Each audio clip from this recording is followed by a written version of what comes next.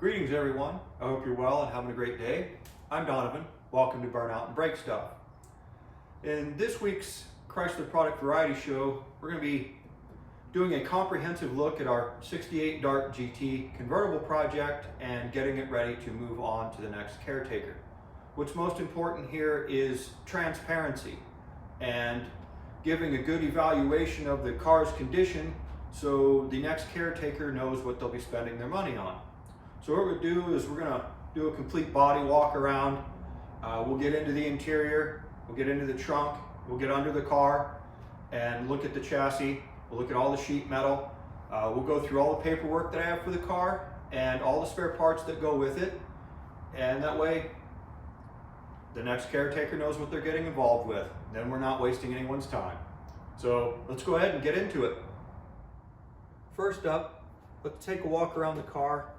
Look at all the sheet metal, bumpers, tin work on the grille, the deck lid finish panel, that type of thing. See what kind of condition it's in and go from there. Okay, starting here at the front of the car. The front bumper here is in pretty good shape. It's not full of dents or rust. The chrome still stainless steel, steel wool. You can clean the bumper up decently. The grill's in decent shape, not full of dents, not rotted out anywhere. And the trim around it is in pretty good shape. Making our headlight doors. Moving along our grill here. Like I said, I'm trying to give the most transparent condition of the car so a future buyer here can see exactly what we have. Now, we can see here that the passenger fender has been hit at one point in time and pulled away from the hood. But there is a replacement fender. It doesn't happen to be this faded shade of burgundy, it's B5 blue, but it came from a Dart GT as well. All the holes for the trim and the fender mounted turn signal indicator is all there, so that will need to be replaced. The door is in pretty good shape, as the convertible ones are different as far as the window frame there for the vent window. It still has the plastic push button knobs that were replaced. Supposedly those were a defect in '68, but the car is 56 years old and they're still on there and they still work fine. The hinge pins don't need to be replaced. The door opens and closes very well, which is good. Move on to our quarter panel here, and we'll get to the end and sight back down it. But this quarter at one point in time, by looking in the trunk, has had some damage repair, and it has bubble rust down here in the lower quarter section. We'll get under the car as well. The trunk floor extensions are in fine condition. They're not rotted out.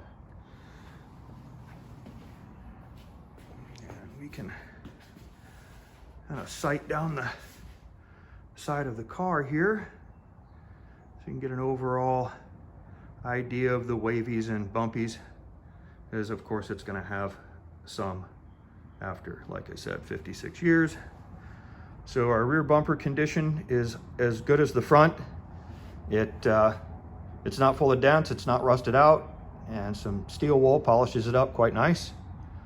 Our taillight bezels and lenses are in good shape. I have a spare bezel and 2 spare lenses.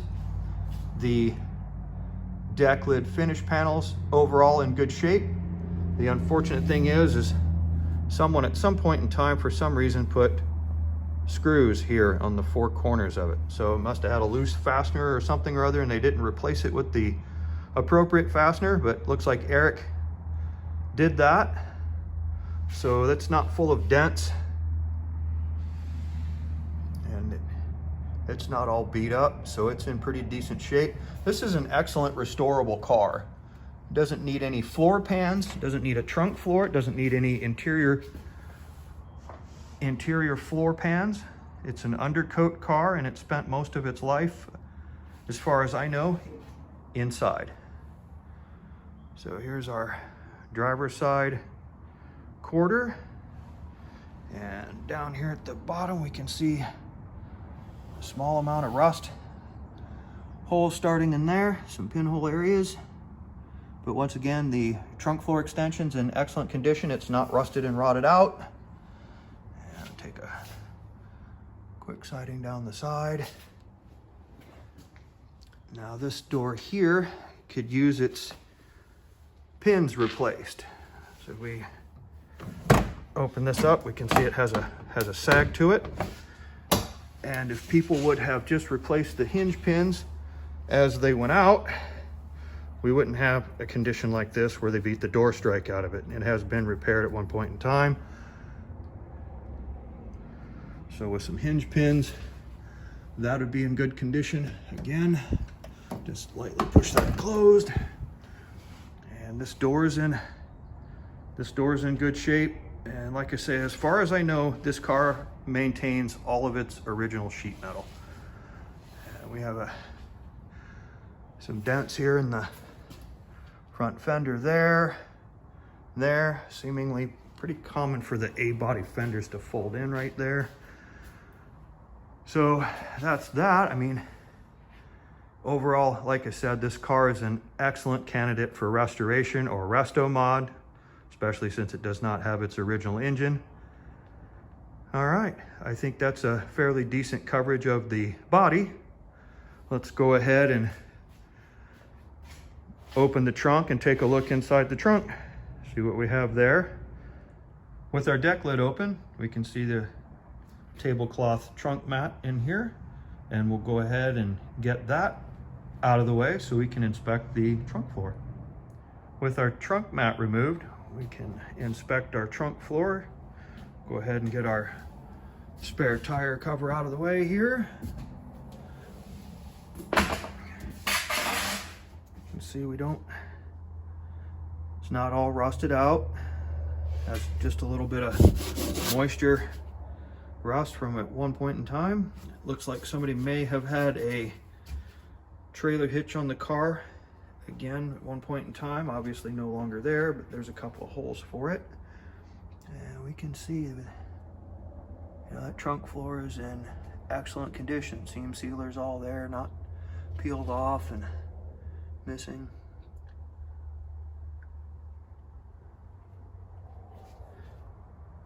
So obviously the floor is in good condition. Like I said, transparency is key for me. I'm not a bullshit artist. So we can see we have all of our undercoating sound deadening material there. Yeah, I bet somebody had put a trailer hitch on this thing at one point in time. Oh, hey, look at that. Put that back in there. This is the side, passenger side. It has the undercoating is missing here, or the sound deadening material, and it's kind of lumpy. So that's where there has been some damage in that quarter at one point in time that had been fixed. And let's grab a light here. Our deck lid is in excellent condition. It's not rotted out, rusted anywhere along the seams. That's all in great shape. So we can see a lot of times these deck lids get rust right up in here. And that's all in excellent condition all the way around.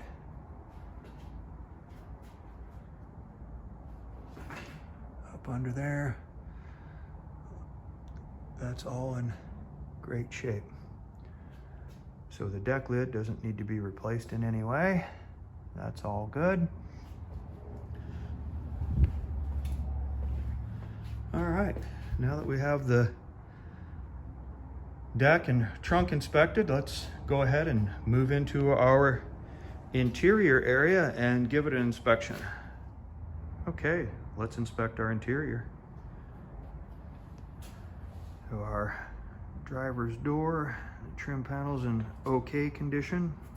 It does have right down here some warping, but that's, like I said, 56 years old.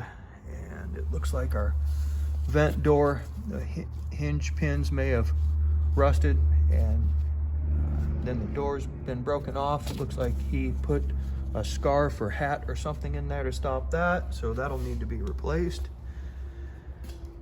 Up on our dash here, he's put a dash cap, and that's, move that out of the way so we can see we've got some wrinkling and there on our dash pad and there.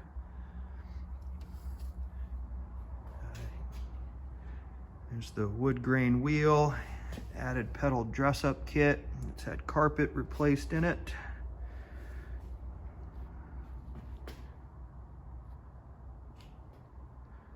Seats, that one's got a split in it. The foams will definitely need to be replaced because what I've learned with having new foams is instead of sitting down in the seat, you actually sit up on the seat, which is nice. There's our rear seat. There we go. Our rear trim panels here are warped and broken, so I think they'll need to be replaced. On both sides they have some cracks and breaking. Our top boot here, all the snaps are there. It's pretty tight fit, but all the snaps are there and it's all snapped down.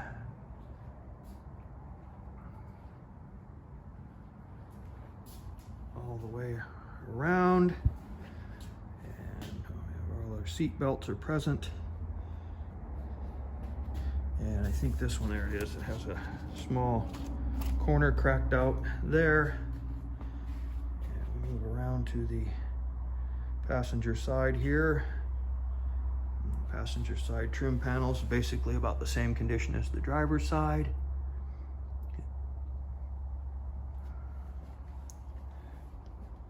Let's see, if we get our glove box open, we have a glove box and an owner's manual present there. Here's our consoles in really great shape. The chrome work on it, bright work on it, is in decent shape. It could use a good triple-aught steel wool to clean it up, but it's not full of, people haven't drilled holes in it to add a tack to the top of it and that type of thing. It used to have an inland shifter in it. It's been replaced with a Hurst mechanism, and Eric added a radio delete plate. Set that aside, so there's the original there. And the ashtray, looks like the ashtray's never been used. And he added the aftermarket gauges, odometer equipment there, and that is not a shift light, that is a low oil pressure warning light. So overall, interior's in pretty good shape. You can see our interior lights work, both in the rear there and the one under the dash. That one works. There's our heater box. This door is in good shape. It works fine. And let's walk around to our windshield trim, since it's convertible specific, unique to that. It's all in good shape. Still has the Chrysler factory windshield in it. Still has it's not cracked and pitted, but it is 56 years old. So anyway, and then these are actual Chrysler parts. They're child-proof locks. I don't know why Eric put them on there, other than maybe to get people to ask questions like, dude, what's up with that?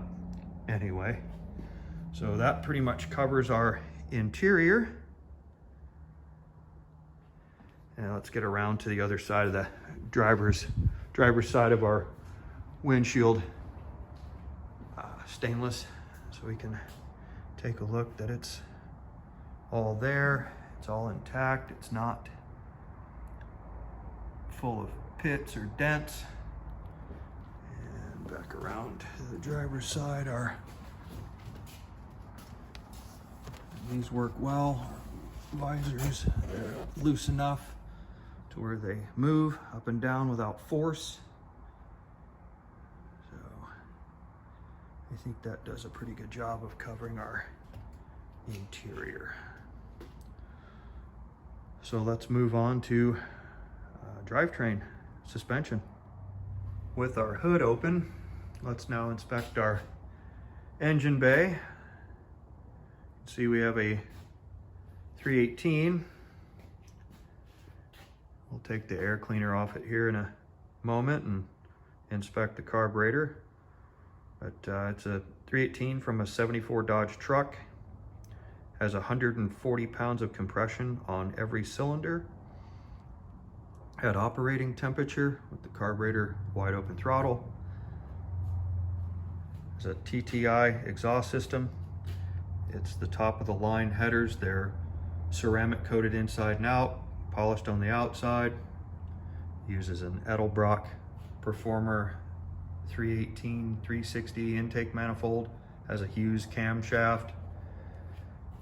Hydraulic flat tappet. Viscous fan unit with 5 blades. And there's an auxiliary cooling fan down in here. Battery tray has been replaced. The inner fender, inner aprons are not rusted and rotted out. On either side, it's all in good condition, just dusty. I mean, the car hasn't been on the road in 13 years and it's been sitting here for the last 6 years, basically doing nothing, getting started once in a while to circulate the fluid in it.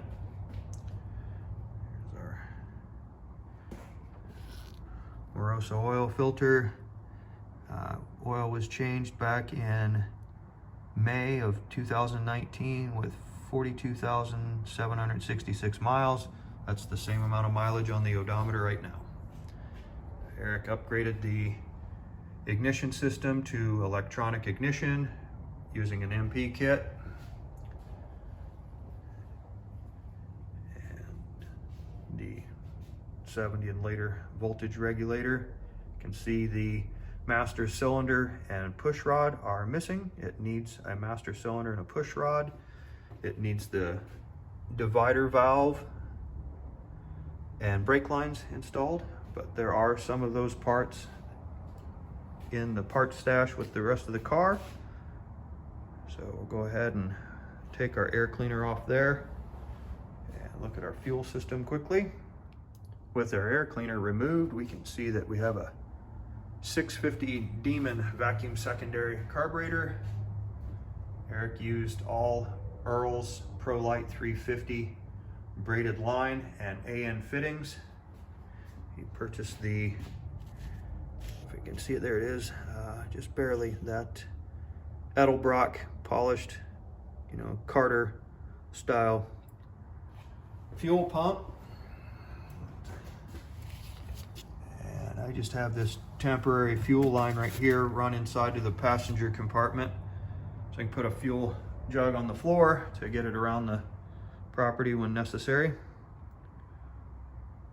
I believe the antifreeze cooling system should be flushed. That should be changed. Same thing for the 8 3/4 323 Sure Grip. That should all that fluid should be changed as well. Same thing, I drain the transmission and service all of those fluids. See our electronic ignition distributor and the high vibration MSD coil as the mini starter in there. Okay, I think that should pretty much cover that.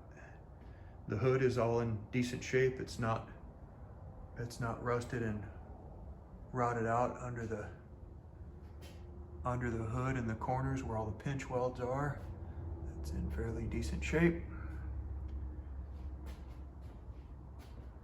Along there, it's had the hood pad delete. You can see the original burgundy color. All right. Okay, let's take a look at our front suspension, steering, and brakes. First up, it was meant to have, Eric intended for it to have the lightweight 2-bolt master cylinder. This is Willwood proportioning valve that mounts to that 2-bolt adapter and the heat shield for it. This is his firm feel 16, I believe it's 16:1 manual steering sector replacement, remanufactured by Firm Feel. There is a lower control arm bushing is greasable. He went that route. Yeah, let's slip around to the side here. Take a look in our wheelhouse. We have Firm Feel tubular upper control arms. I believe that was a Dr. Diff front disc brake kit. I believe that's a C-body rotor. I believe Andy Finkbeiner originally made this adapter kit. 6-piston Viper calipers. You can see the heavy-duty tie rod sleeves. All the front suspension has been completely replaced. Has Mopar Performance 920, the heavy-duty big block torsion bars in it. Firm Feels slop eliminator kit there that bolts to the K-member and up through the lower portion of the steering sector to hold it firm so it doesn't flex under hard cornering. New pitman arm, new idler arm. All of the stuff is new, you know, all new replacement stuff. So the front suspension doesn't need any rebuilding. The brake system just needs to be completed. So we can see on the opposite side there, our Firm Feel tie rod sleeves. Also Bilstein, however that's pronounced. Pardon my ignorance. But yeah, Bilstein shocks, front and rear. New upper and lower control arm bump stops. And it has a huge C-body style lower strut rod for the control arms. We walk around and look at the other side as well to see that it's also the same stuff. Oh yeah, there's our Firm Feel upper control arm, our Bilstein shock or damper, whichever your preference, upper and lower control arm.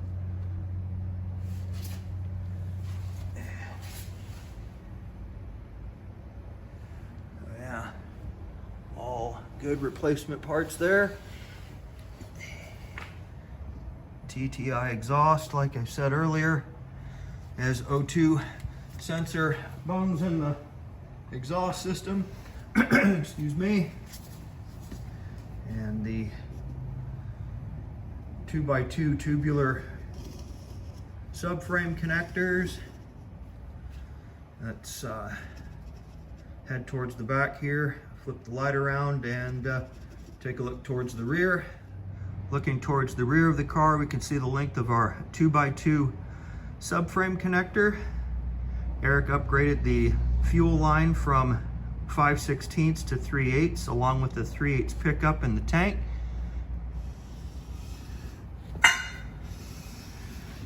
'40 series Flowmaster mufflers.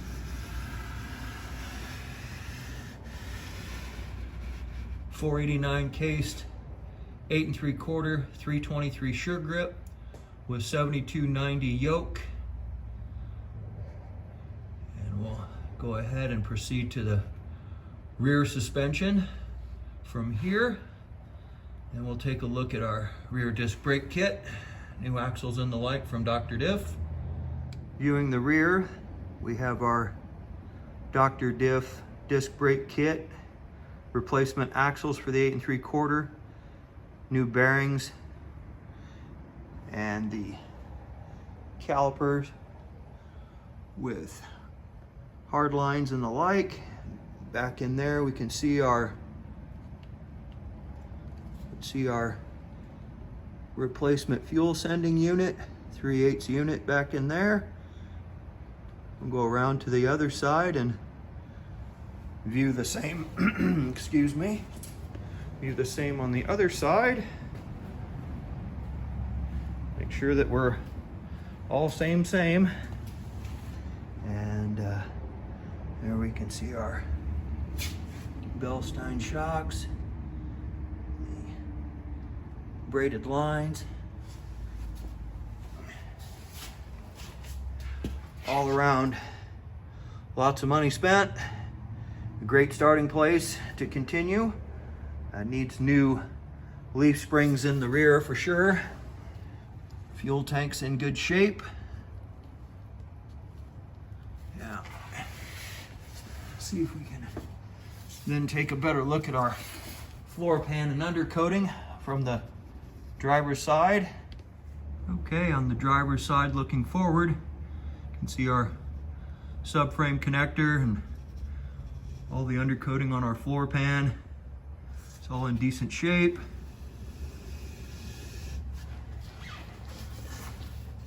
Just keep moving forward here. There's the stud for bucket seat. Our Hurst shifter mechanism, that was all replaced. Like I said, it had an inland shifter in it. When Eric got the car, he updated that. More positive shifts. Inland had a pretty bad reputation for a shifter, and that's why Chrysler eventually went to Hurst mechanisms. Let's see what else we can cover here. Yeah, there's more floor pan, passenger side.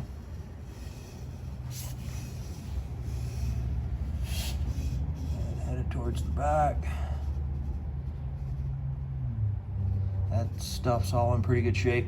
Let's go ahead and move around to the rear of the car, the fuel tank, the trunk floor, undercoating and the like. Take a look at that. And then we'll go look at our spare parts and eventually our paperwork. Okay. From the rear of the car facing forward, we can see our trunk floor there. All the undercoating is present. Our fuel tank is all in decent shape. Take a look at our trunk floor extensions here. Like I said earlier, you can see that they're intact, in decent shape, not all rotted out.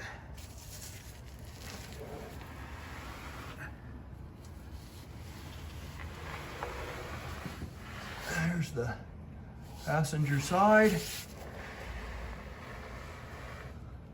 Trunk floor extensions are all in good shape. Gladstone shocks, 8 3/4.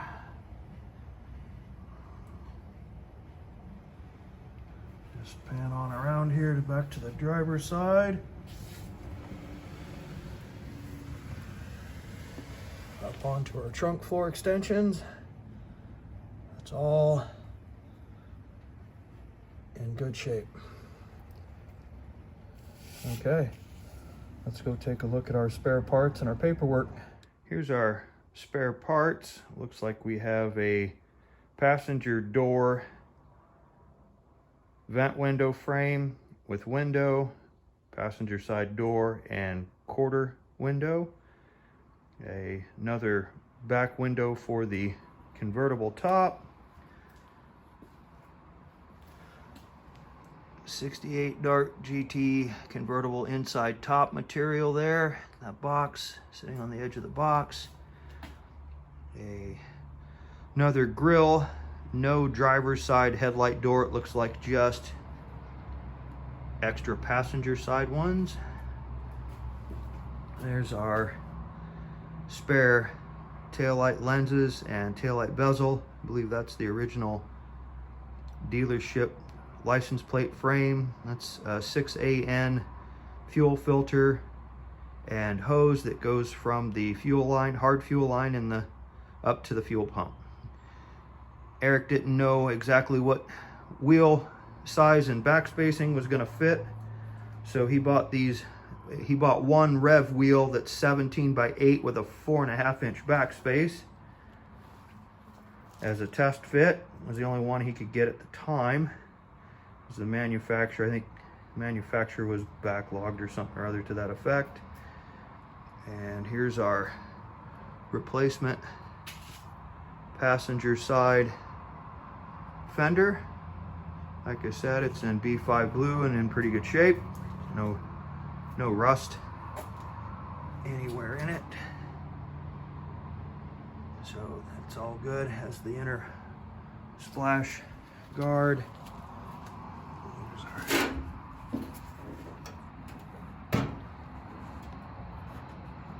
It's all in pretty good shape. So that's excellent to have that many replacement parts, spare parts. So let's go inside and take a look at our paperwork. Finally, let's go ahead and check out our paperwork, our documentation here that we have for the car. Have an original 68 factory sales brochure. It's in excellent condition. A reproduction 68 service manual. I believe there's also a 68 wiring diagram. Here's our 68 passenger car parts book. All handy stuff to have in case you're looking for replacement parts, factory parts anyway. I have a 3-ring binder that starts out all the way back with its broadcast sheet, which is in amazing condition. And it has all of the title search records for all the owners prior to Eric owning it. All that's good information. And some service records, but they don't really matter much at this point in time. The engine's been replaced, that type of thing. It's obviously suspension and all that's been replaced, but knowing that somebody liked and took care of the car over its lifetime, the paperwork from when Eric bought it, the Portland swap meet, went back in 2002. Yep, 2002. Eric did a broadcast sheet breakdown here, and then he got Chrysler historical records for it, but found out that a fire destroyed everything after 1967. So you could get Chrysler historical records for production numbers and that up to 1967, but anything after that. So they returned his check and sent him just some photocopies of the sales brochure and things of that nature. And then we have our receipts and invoices, everything that Eric saved. He didn't save everything because I looked through here for the engine. So I think that engine only had like 68,000 miles on it. I had all of that stuff and I couldn't find it in here. But he does have his paperwork, and I tried to put it all in order for all of the receipts for everything that he did with front suspension upgrades, you know, the headers, all of the exhaust system, everything that he spent money on that he kept, I have here. And there's more bits and bobs, pieces and stuff in here, miscellaneous this and that. I believe the fender tag is also in here. So another 68, the Galen white book for breakdown of parts or production numbers, various things that he left in here. I don't know what all these keys belong to, but yeah, That's what's all in here. So quite a bit of stuff. I think we did a fairly decent job of comprehensive coverage of the car. One thing that I do want to do is run the top up on. I know the top works fine, but there's a slight tear that he put his knee through the top. It's a story I can tell if you come look at the car or whatever. But anyway, he patched it with some RTV in the light. So we'll take a look at that at the end of the video.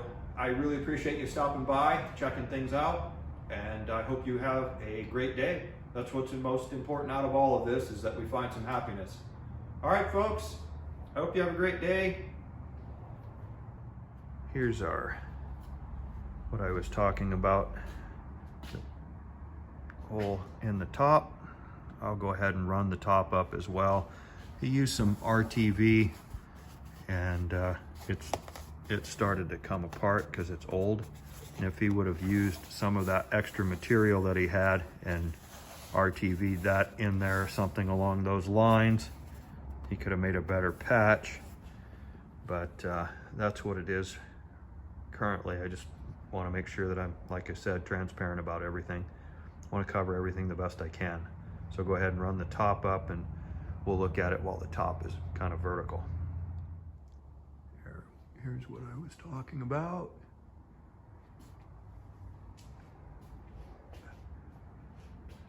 Yeah. Don't get drunk and climb on top of your car to get in the loft of your shop. And that's what he did in order to punch that hole in there. So we do stupid things when we're intoxicated. All right, we'll just do one quick last walk around. I mean, this is how I got the car back in 2016. I had to go over to his house and bring some roller tires and wheels for it, because it was up on jack stands. No tires, no wheels, no battery. There's the convertible top is up. The boot inside the top and the back is all in great condition.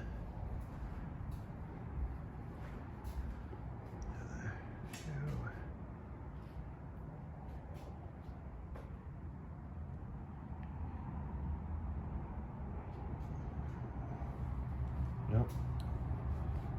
Hell of a good car for a restoration or a resto mod. I think one would be hard pressed to find one in as a good starting place like this, especially like I've said, for as many convertibles as I've seen in the 43 years that I've been around these cars, and as many of them as my dad has restored. The floors are normally rotted out of every one of these cars. All right, I hope everyone has a great day.